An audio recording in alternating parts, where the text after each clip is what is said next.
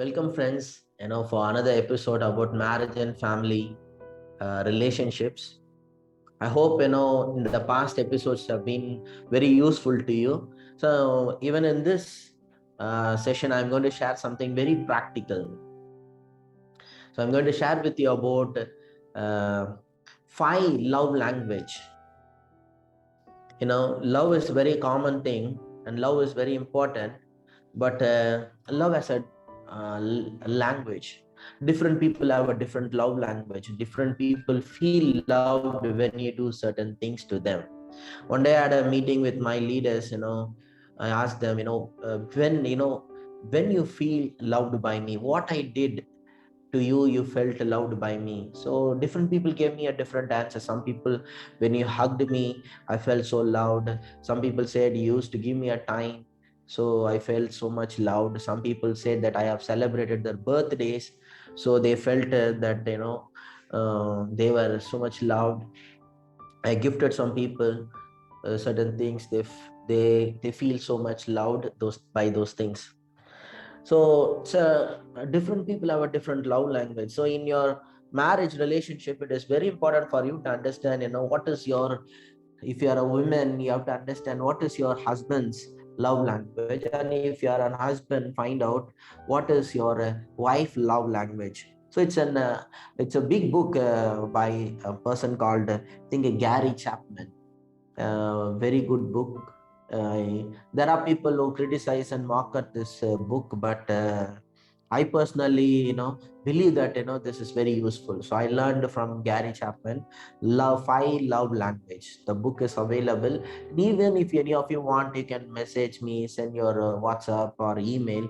We can send that PDF book copy to you at free of cost. So number one, five love language. So number one, the love language is words of affirmation. So that is the number one, first love language. Now I'm going to talk to you. So the words of affirmation is like this. People, when you encourage them, when you appreciate them, when you listen to them actively and appreciate them, praise them, express your love to them by writing or speaking it out, they feel loved. So that's the number one. So words of affirmation. Sometimes you can send them a message saying I love you, or you can appreciate them, their cooking, their dress, whatever, or praising them, telling them you're so useful, you're a blessing to me, you're so talented, something like that. So some people's love language is, words of affirmation. So when you give them a words of affirmation, like when you praise them, and when you keep telling them I love you, they feel loved. They want you to express your love through words. So it's a words of affirmation is the number one.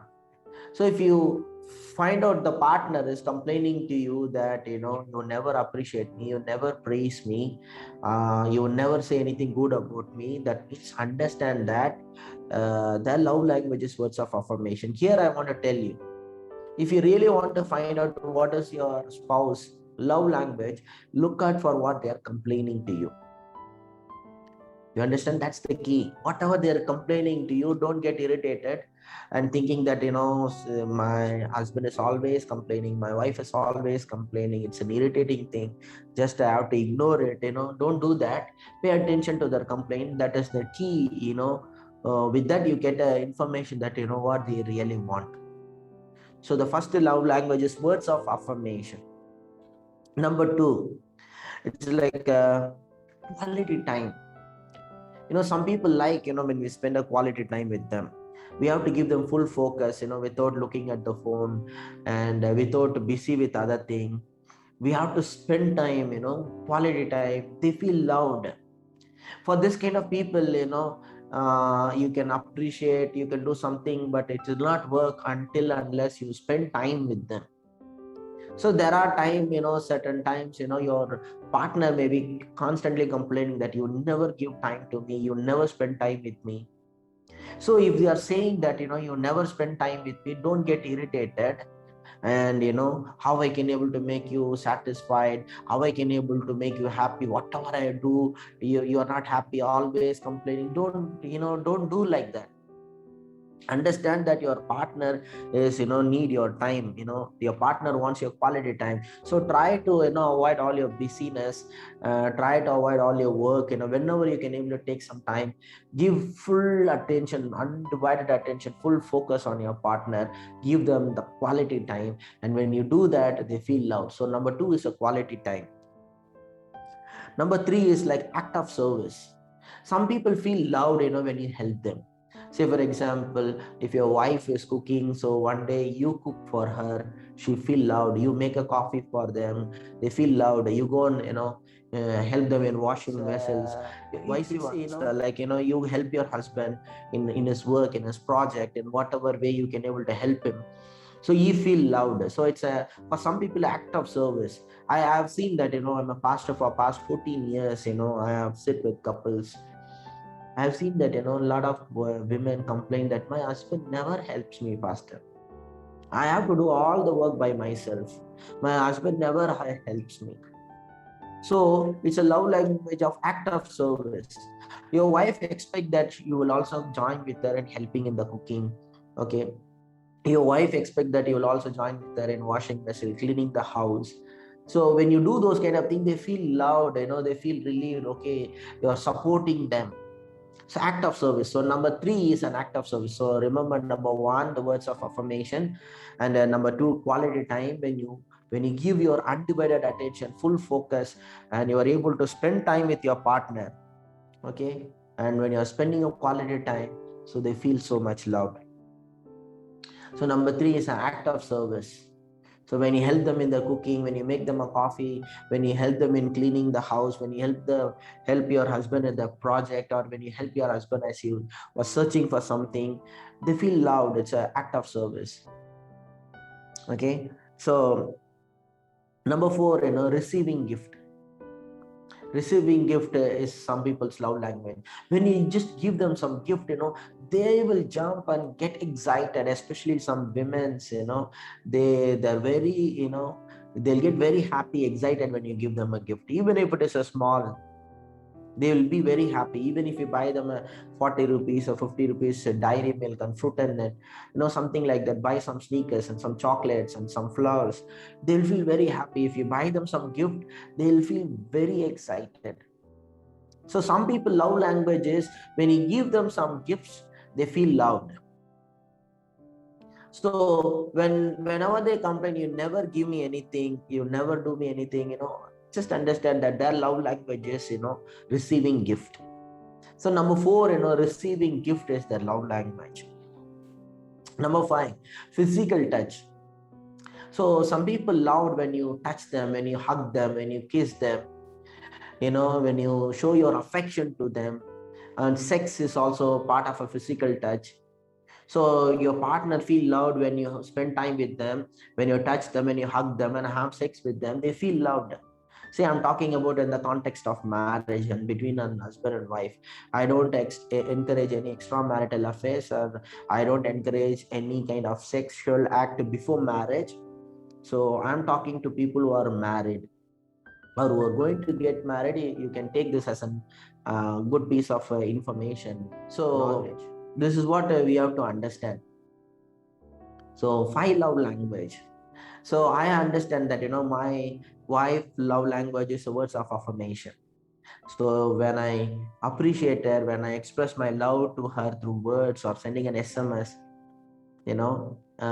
she feel loved, she feels so good. And my wife is second. Sometimes you can have a combination of 2 or maybe sometimes 3 also, but 1 or 2 will be dominant.